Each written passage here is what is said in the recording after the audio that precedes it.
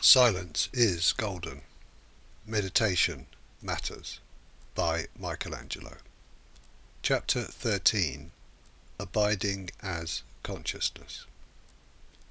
Quote, "This knowing is presence, even if initially it only lasts for a couple of seconds of clock time before it is lost again. Eventually, presence becomes your predominant state." Close quote.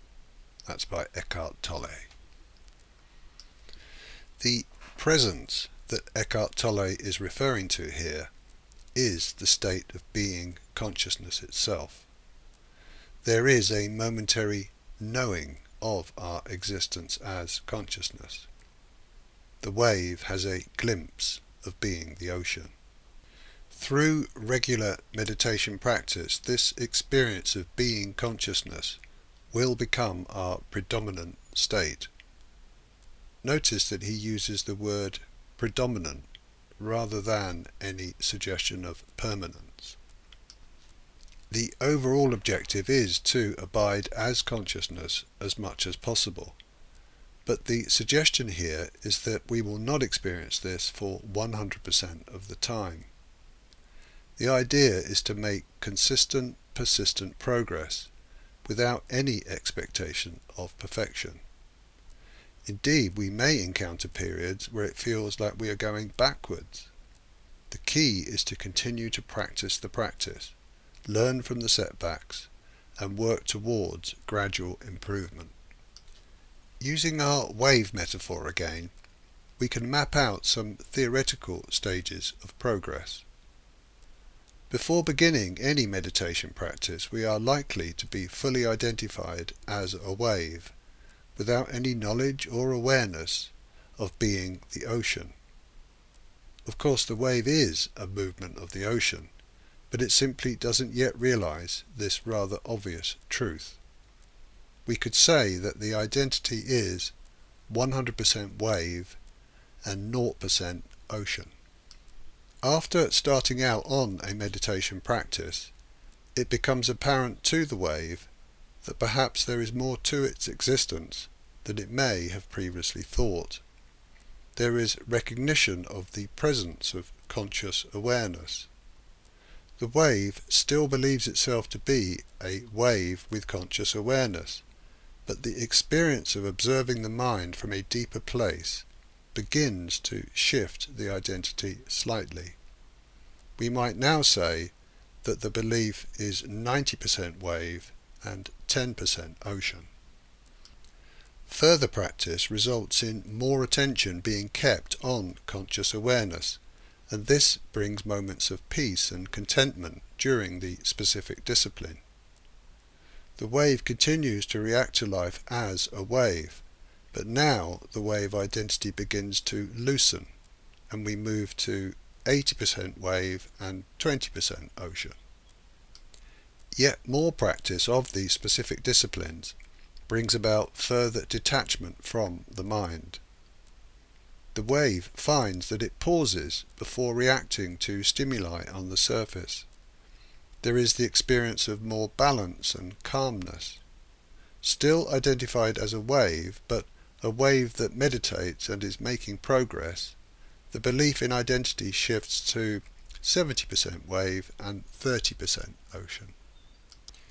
Feeling the beneficial results of meditation, the wave starts to integrate more techniques into the practice, and hence enjoys further progress. There emerges a sense that there is more to life than previously imagined. The increasing vibration of consciousness begins to attract higher vibrational experiences in daily living. The wave is now feeling happy and grateful, but now thinks that it has become a happy and grateful wave. The balance is now, say, 60% wave and 40% ocean. The tipping point is approaching. The meditation practice becomes more integrated and self-contemplation arises more frequently. Each time the wave considers its own existence, the more it realizes that it must be a movement of the water in the ocean. There is still attachment to being a wave, but the experience of being the ocean increasingly becomes undeniable. The wave now believes itself to be both wave and ocean in equal measure. The identity and experience are now 50% wave and 50% ocean.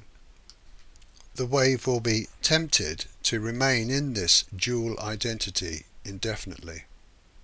The wave is now spiritual, and life is much better than it used to be. The idea of completely giving up being a wave is unattractive. The survival instinct kicks in, and the identity gets re-solidified.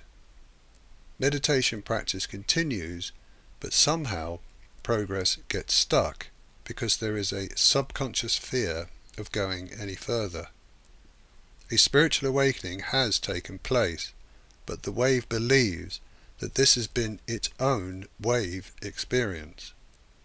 The wave declares that it has had an awakening, and then does just enough meditation to stay where it is. This is a common position to reach. The trouble is that the wave is still 50% wave, and it therefore continues to take life personally.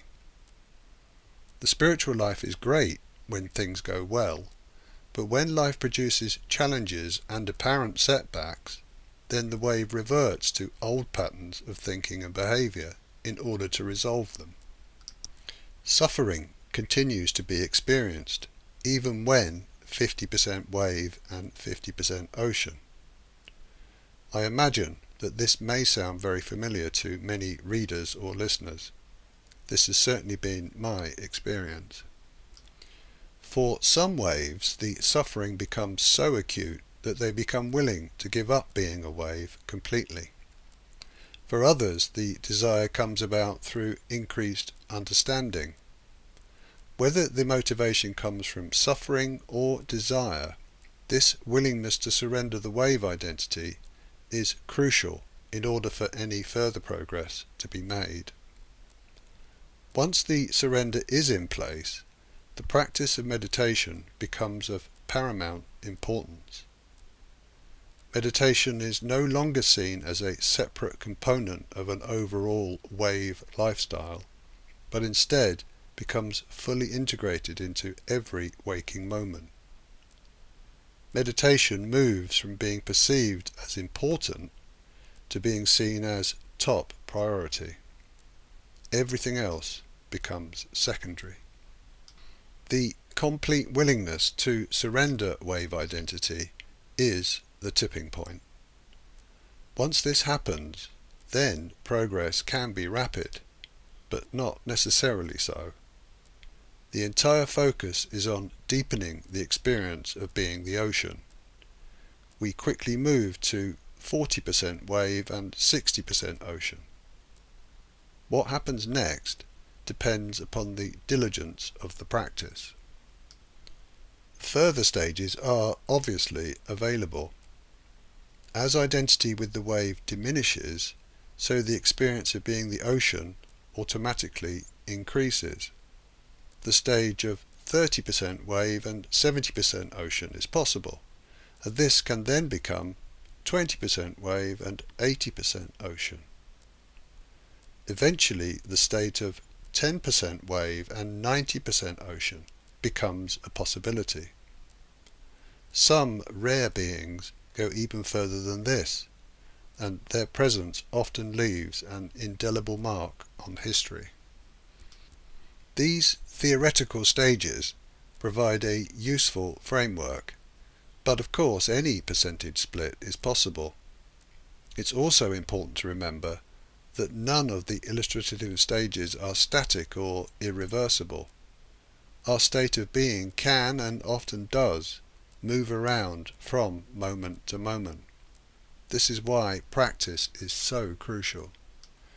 As the balance tips more and more in favour of consciousness, we increasingly experience the qualities of silence, stillness, peace, love, bliss, eternity, infinity, and wholeness. Not only are these qualities experienced, but the individual body-mind becomes an instrument of them. As we abide as consciousness, we literally bring these qualities into the world through our beingness. As we vibrate at a higher level of consciousness, we increase the vibration of our entire surroundings. This is not a personal achievement to be proud of. There is no person. This is consciousness being itself. There are many words used to label this state of abiding in and as consciousness. We have used a few of them in the previous chapters. Heaven, unity consciousness, moksha, samadhi, revelation, self-realization, nirvana, and serenity. There are many more. They are all just different words pointing to the same ultimate truth. There is a single ocean of consciousness. This can be our predominant state if we choose. Whichever word we use, the only way to experience this state of being is to abide in and as consciousness. The path to abiding as consciousness is to increasingly live our lives in meditation and to keep practicing the practice until meditation becomes who we are.